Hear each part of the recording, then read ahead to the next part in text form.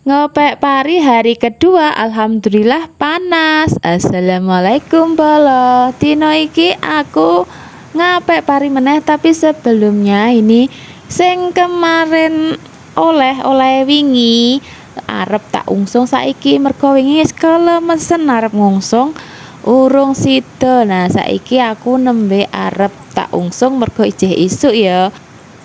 Ngungsung dulu. Ngungsung nang kono kae nane Bu Fitri di rumah-rumah kae lho. Liyane dong ngaret aku karo Mak Tari ngungsung gabah sik. Tenang-tenang iki ora abot, iki isine sethithik lah wong bagore ya mung sethithik lek gek ra kebak bolo mergo dalane lunyu ya le ngisi sethithik wae.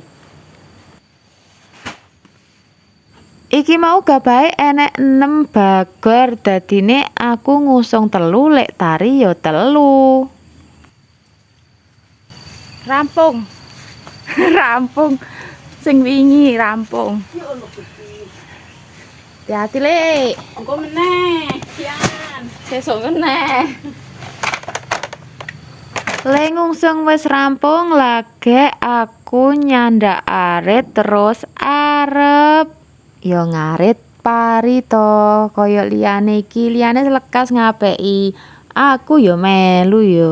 Bar iki ngungsungi sing urung diserit nanggon mesin serit mau banjur diserit.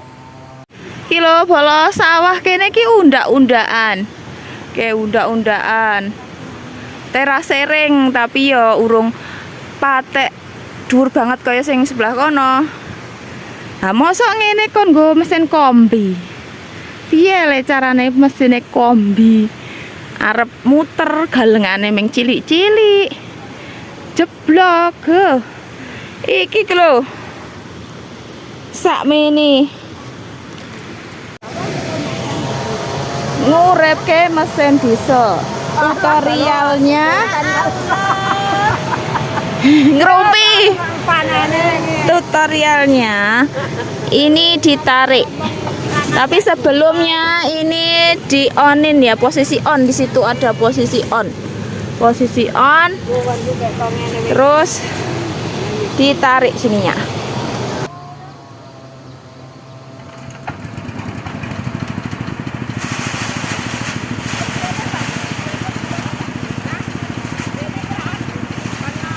Wes ya bolo, matur nuwun sing wis mengikut-ikut tekan rampung, sukses selalu neng FB Pro. Ki sesuk ceritane disambung meneh mergo le apik pari durung rampung. Ya wes, assalamualaikum.